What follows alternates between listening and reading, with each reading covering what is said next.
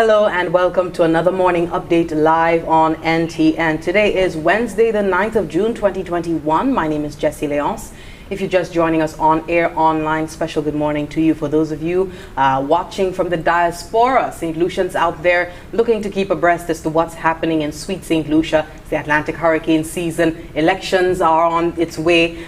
We also have the continued watch over COVID-19. And so there's much to talk about, much to be aware of here on island, and we do hope you residents are keeping safe, above all adhering to the protocols. If you're going about your chores this morning, you are in your office, you are working from home, you're schooling from home for the kids on rotation, good morning, good morning, good morning to you. Today, a departure somewhat from the usual updates that we have. We have a special interview in the person of Mrs. Lilly Ching-Soto. She's the resident representative from the Organization of American States in St. Lucia. And we also have the curriculum specialist for technology integration from the Department of Education, Innovation and Gender Relations. No stranger to the morning update, Mr. Germain Anthony. And they both are here to speak to us about a very impactful project that is ongoing here in St. Lucia, a digital education program, ProFuturo. And first of all, I would like to just say good morning to you both before we get on ahead of things. Thank you so much for being here.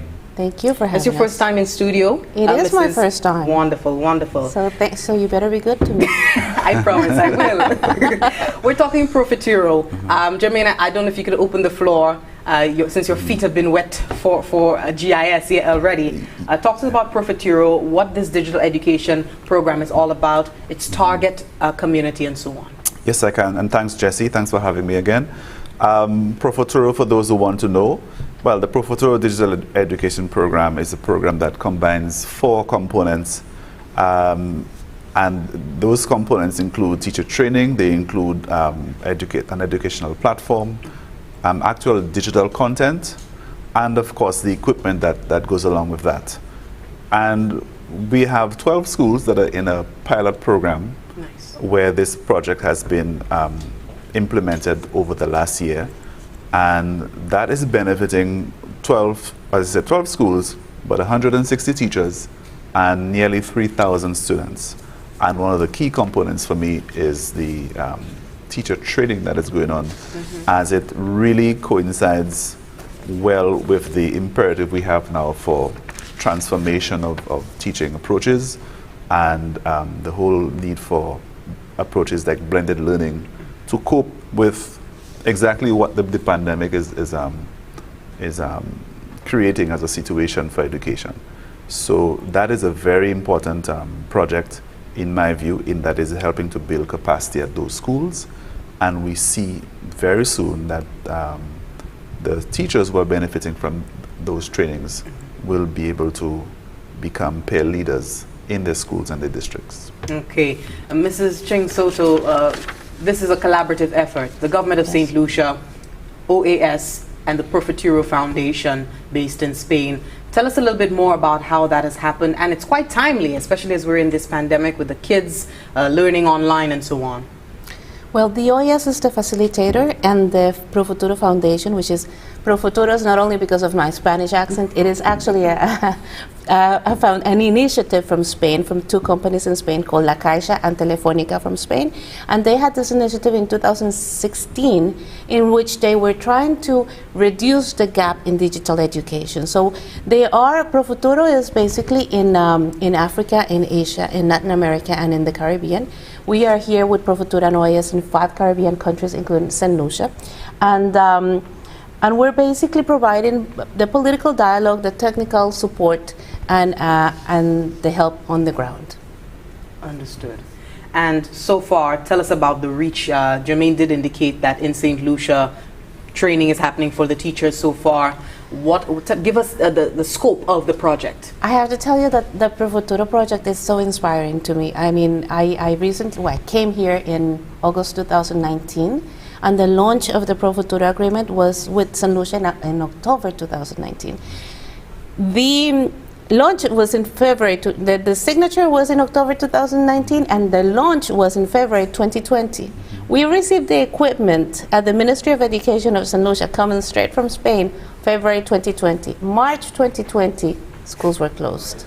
So it was so timely to have this project being rolled out right at the same time as the COVID pandemic was happening, that it showed us the power of transformation, the need for transformation, and it was absolutely key into moving forward together with the Ministry of Education of St. Lucia into trying to reduce the gap for digital education and also for children to have access to education, because COVID was so disruptful. And this initiative was part of the initiatives that the Ministry of Education was able to take on in order to be able to access those children, and these children have access to this education that they were missing, especially for the first months. Speak to us about, you indicate access to education. Speak to us about the conditions in the American states in terms of access to education. Where is the project intervening? Where are the aspects that the projects are intervening for? Well, we have the project, right now we have the project only with 5 Caribbean countries. So it's Bahamas, Belize, Guyana, Barbados, St. Lucia, and Barbados. And Barbados. It's the bees. And St. Lucia, I have to tell you, I am the representative for St. Lucia, so I cannot speak for the development in the other countries. But I have to tell you that because of COVID, we were able to bring a project that was delimited. We knew that we were going to go into 12 schools with the equipment, that we were going to be able to train 160 teachers, and that would reach 3,000 students. When COVID happened, that gave us the opportunity to expand ProFuturo beyond what we had planned it to be. So what happened was that in conversations between OAS, ProFuturo, and the Ministries of Education, what we decided was that ProFuturo was not going to be limited just to the 12 schools that received the equipment, because the equipment is one of the elements that Germain made reference to. But the training for the teachers to be able to use the gadgets, to be able to use technology, to be able to create this intranet and speak to the laptops or the gadgets that they received, to be able to do content development, to be able to see if one student is progressing more than the other, and to be able to adjust. All of that was part of the capacity that St. Lucian's teachers were able to do. Then we had the train the trainers training, which was one of the first ones before COVID hit. And because of that, we had 12 trainers in St. Lucia that were able to take over the job of training the rest of the teachers who would have an interest in taking these courses, who all became free and online, self-paced. So we basically opened it up. Instead of the 160 teachers that got it initially, we opened it up to all the teachers in St. Lucia, regardless of the fact that they did not receive the beautiful suitcases with the gadgets, but they are getting the training in how to use any other gadget. Because the good thing about ProFuturo as well is that it doesn't only work with the suitcases that we received. It is something that you can use with many other device, and you can also use it offline with Wi-Fi. You can do your intranet. So it's very Germain can talk to you about the technicalities a lot better than I can, but I think that it's a wonderful opportunity, and in St. Lucia we're trying to make it nationwide for elementary schools. Wonderful. So that's the reach that we want to have for this year. Then we can talk about the future. Wonderful. Germain, speak to us about the training for the teachers. How did that go? And also get into the scope of the engagement with students. So what will this transformed education look like? So as Lilly mentioned, the training itself was actually opened up to the entire island, all the primary school teachers, once COVID hit, because in as much as the intention had been to do a lot of face-to-face training, we had to now transition into online remote training methodologies. And so the training itself was involved teachers, or the coaches, we call them the trainers. The coaches were familiarized with the actual content, the platform itself, the ProFuturo platform, how to use the content, and a lot of theoretical background in terms of how we use technology in the classroom, the purpose of it, some of the problems you're trying to solve, and so we find that a lot of those coaches have grown in their own right in terms of really understanding how it is, or what is really the purpose of using the technology in the first place. Also, and very important, is how does the teacher take care of their own needs for learning and growth and development, because that is important. No training program is going to take you through everything you need to know as a teacher, but what I thought was very unique about the ProFuturo training is how it helped the teachers find themselves a little more liberated in knowing how to advance themselves, what kinds of programs to seek, what kinds of training to seek.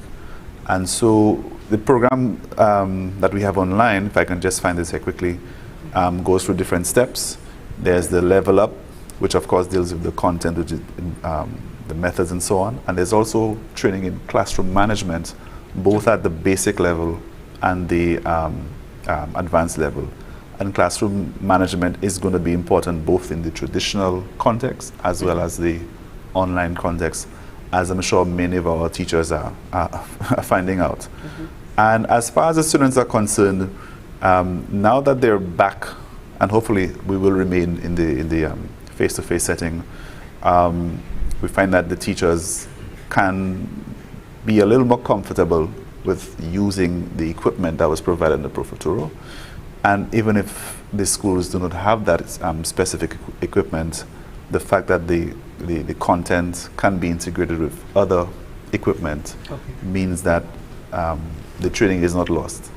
The content itself can be accessed online, it can be downloaded, but you don't need to have specifically the tablets donated by ProFuturo to be able to use the resources, and that's the key thing. Okay, wonderful. Tell us, how does ProFuturo fit into the other aspects of online learning that many of our institutions have gotten used to? For instance, the adaptation to Moodle, all of these other avenues. On the, I suppose, the basic level, in the classroom, if you're using the ProFuturo equipment, what you are presented with is a teacher with a laptop that acts as a server, and the server is also well, it comes with a Wi-Fi, an access point in the classroom that the teacher can now use to transmit or propagate the learning content to the tablets that the students have. So you have an internet in the classroom. So no internet at the location, no problem. But even then, if a teacher now does not have the ProFuturo server, the access to the content is still available online. Yeah. So there is a software that you're saying that is online, that is accessible, that you can download onto your PC? Yes, so there's a ProFuturo portal which allows teachers to access the content online. Okay, so if the kids, the students, the teachers are at home, they could also tap into ProFuturo? Yes. Okay, wonderful. Speak to us about where the project is right now and what is the next stage, because you indicated training for the teachers. Yes, so a lot of contemplation. I mean, since COVID, we've had to recalibrate. We've had to do a number of contingencies and whatnot. And so one of the key things for us is trying to expand the program in terms of its reach. And for example, one of the things we've been trying to do is to have that conversation with staff who is coming to college to help to authenticate or to give validation to the program so that it becomes something that is permanent in terms of what we are doing for teacher professional development in St. Lucia. And we hope that will help retain some of the gains we've made so far. It's very evident among the coaches especially who've gone through the program, and even some of the older, I hate to use that word, but some of the more senior teachers who have gone through the program, they will tell you, how much they enjoyed participating in those training programs. Yeah, so we want that to be a staple. We want that to be something that every teacher, at least at the elementary level, can take part in St. Lucia. Apart from that, now I think, what was it again? We're trying to make sure that, as far as content is concerned, that teachers are empowered to develop more content. Okay. Because yes, the platform comes with content, but it is key for us to look at how teachers themselves evolve from just people who are, relaying information to the students and so on, to become content creators themselves, and to help facilitate the learners, the students, also becoming content creators. Because we're in a digital era now. It's all about creation, content, creativity, and that in itself is a fundamental skill in the present environment. So we want to raise that kind of capacity moving forward. Okay, wonderful. Can I add something? Just because you're speaking about the teachers and the training, I have to correct myself, because I before said that we only have ProFuturo in the Caribbean. No, we only have ProFuturo in English in the Caribbean, but we have tons of ProFuturo projects with the other of the Latin American countries. But when speaking about the teachers, I must say that we have the amount of support and effort that we've gotten from the Ministry of Education, from the trainers, and from the teachers is amazing. And you can see how, even though it was very difficult for absolutely everybody, I don't know if you can see Germain's PowerPoint, but in one of them you can see that we did visit the 12 schools twice last year. And between one visit and the other, you could see a transformation in how they would look at the gadgets at the beginning with some and then they would actually be using the gadgets, development blogs, developing content, being able to use it. So the teachers have been a great part of this project, and that's why also we want to make sure that we address some of the issues that they have with the accreditation of the certificates, because even though many of them have taken up to the 8 courses that we have offered for free, that are safe, self-paced, online. So there's openness for flexibility for being able to take the courses. The truth is that they still have they have the regular obligations that they had before, right? So we also want to recognize that that this is an effort that the teachers have made in order to keep on going with the education in St. Lucia, and therefore we're also looking for the future, thinking what else can we do. Wonderful. We're talking ProFuturo digital education program being spearheaded by the Ministry of Education in collaboration with the Organization of American States and the ProFuturo Foundation. Do stay with us. When we come back, we talk more on the exploits of OAS. Stay with us. We can win this war. Get vaccinated. We're taking our life back. Get vaccinated. We know what to do. Get vaccinated. COVID-19 we won't lose to you. Oh no. Take 2 doses, take our life back. Time for a brand new day. Take 2 doses, take our life back. To live and work and play. Take 2 doses, take our life back. The health experts we trust. Take 2 doses, take our life back. Vaccinate for you, for yours, for us. Let's take our life back with a safe and effective AstraZeneca COVID-19 vaccine. The mobile vaccination drive is coming to you. Visit the Ministry of Health and Wellness and Bureau of Health Education Facebook pages for more information. Let's take our life back. Vaccinate for you, for yours, for us. Get vaccinated. This message is brought to you by the Bureau of Health Education of the Ministry of Health and Wellness and this station.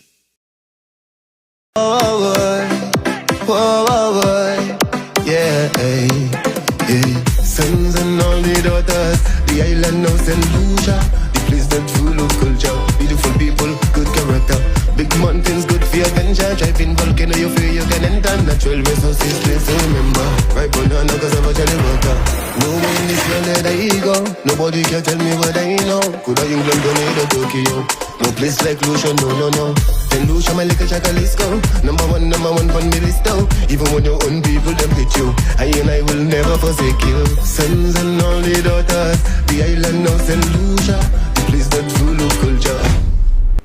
Thank you so much for staying with us. This is the morning update live on NTN. A little departure from the updates as we usually do it. Today we are talking ProFuturo, and this digital education program is happening right now in St. Lucia. In the education sector, we have teachers scores of teachers being trained right now to engage students in a different way. We've so far seen with the pandemic that online learning through digital modes have become even more important and critical to learning, to preparations for exams, assessments, what have you. And the OAS, the Organization of American States, in collaboration with the ProFuturo Foundation in Spain, they've come in right on time with being able to provide this opportunity for St. Lucia and 5 other English-speaking Caribbean islands, right, Germain? Correct. Wonderful. And of course, we've seen Except Guyana is not an island. Well, yes, but Guyana, don't dare tell Guyana they're not Caribbean, but definitely we've seen it also in the Spanish-speaking part of the American states, rolled out successfully as well. I want to come to you, Mrs. Ching-Soto, if you could just speak to that success that has happened so far in the rest of the OAS and the hope of it being successfully implemented here ultimately in its full form. As I told you, ProFuturo is a project that really inspires me. Maybe because it's the first project that I had to deal with when I came to St. Lucia, but also because we have seen the results everywhere else. Good. And we see that the reduction in the digital gap, and we see that the children in communities in Mexico being able to teach their parents technology, and to be able to take that to school and do their homeworks. And it also helps the teachers because they have their own statistics, and it's great. We have seen it, we know it, we believe in it, and we're very happy that it's here. Now, we're not done with ProFuturo. There's many things that we still want to happen in St. Lucia with regards to ProFuturo.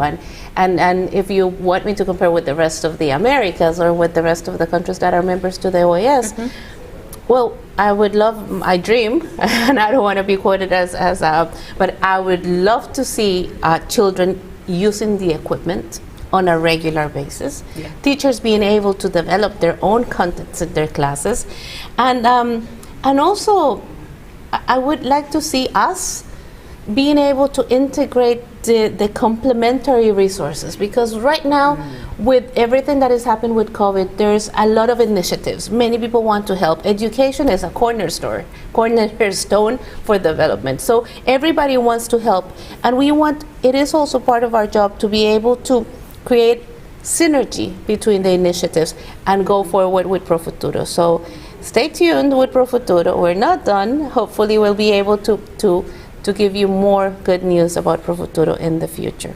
Wonderful. And now to the other initiatives of the Organization of American States. We know that 20-30 minutes is not enough time to fit in everything, but we can try to condense it as much as possible. We know that, first of all, OAS offers scholarship opportunities for its member states and also extensive training. Talk to us about that. This is my first time here, so you didn't know that I do talk a lot. But I will try to just summarize it. But we could schedule a series. We can start today the series of the OAS opportunities. The OAS is the world's oldest regional organization, and we have been creating the scholarship and training projects for the last 70 years. So we do have some experience in this, and the OAS works in 4 main pillars, which are democracy, human rights, development, and security. And within the development secretariat, we work very strongly with education. And therefore, we have, our motto is more rights for more people. So we really want to access people. And the fact that I'm here is because I want to give you information that I think it might be useful for you. I appreciate this opportunity because sometimes we do have many opportunities, but I have difficulties disseminating the information or getting to the people that might be able to benefit from these opportunities. But I firmly believe in the scholarships and training opportunities program. I myself started with the OAS more than 20 years ago. Wow. as an intern, cleaning books and putting labels at the library of the... So you were a whole series by yourself. Oh, you don't want to go there. But so I did benefit from a fellowship, and that's how I started more than 20 years ago. So I do believe in these programs. I think they're great. Not only are they great, but we have diversified in many ways. So we right now are able to offer graduate, masters, doctorates, short training courses. And specifically for the Caribbean, we developed this OAS Special Caribbean Scholarship Program that allows us to grant scholarships for the last 2 years of undergraduate students. That is something that is sometimes difficult to get for students that are looking for assistance or financing. So we have this specific project that allows people, citizens, students from the Caribbean to apply for a scholarship that would be able to help them with the 2 years of the undergraduate studies. That is something that is amazing. Now, the characteristics, we have many different plans. So if I were to tell you something, I have like 4 different structures of scholarships or training programs. But the truth is that we have scholarships and opportunities coming out on our website, basically on a weekly basis. So it depends on what you're looking for. So I would invite you to look into our website, oas.org, and if you go to scholarships, you're going to see all the requirements. So oas.org. And then /scholarships. And now we're also seeing a change, a shift into how the scholarships were before, because before we needed to grant a scholarship for somebody to go somewhere to finish their studies. Now we have that, but we also have online and we have combined. So we basically have offerings for undergraduate, graduate, masters, PhD, short research towards any certificate, and we also have online, in person, and combined series of studies. Nice. So it depends on what you're looking for. Perfect. And so far we know of many St. Lucians who have taken advantage of these scholarship opportunities. If you could just tell us, through the Ministry of Education, how St. Lucians can take advantage. So you have your transcript, you have your application. What process do they go through on? For the main two programs for scholarships, which are the OAS Academic Scholarship Program and the CARICOM Scholarship Program, it is necessary that persons from St. Lucia apply through the Ministry of Foreign Affairs, which is the liaison with the OAS. However, we do have other opportunities, like the Professional Development Scholarship Program and the Partnerships Program for Education and Training, that do not require you to go through the ministry. Okay. So that's why I would direct people to go into the website, because each of them has a different procedure for applying to the program. But it is true, and I say this with satisfaction, that when looking at the statistics from last year, St. Lucians were the #1 population that benefited from scholarships. So the statistics that I got show us that people are reaching out, and people are getting the scholarships.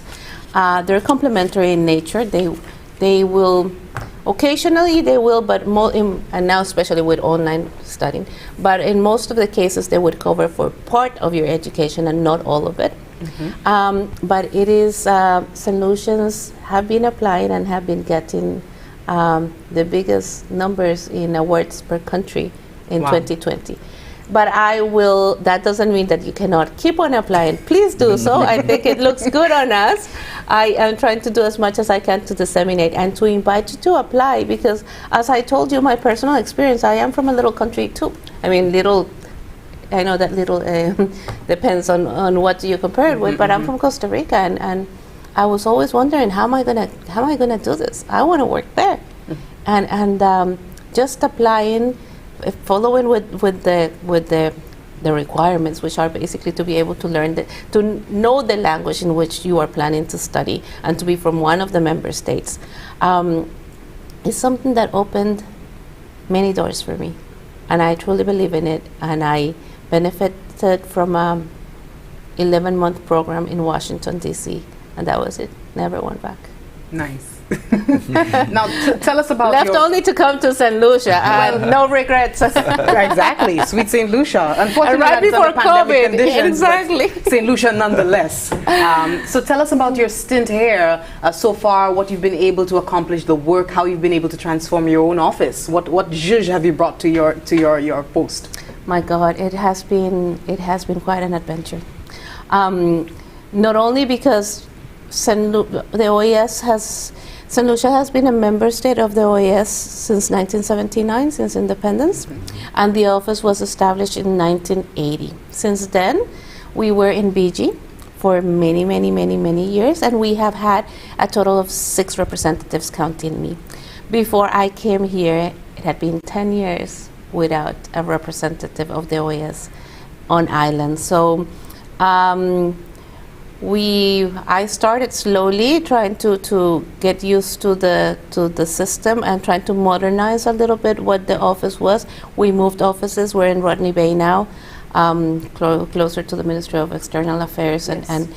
and much smaller office, but I hope that it's more effective and cost effective as well.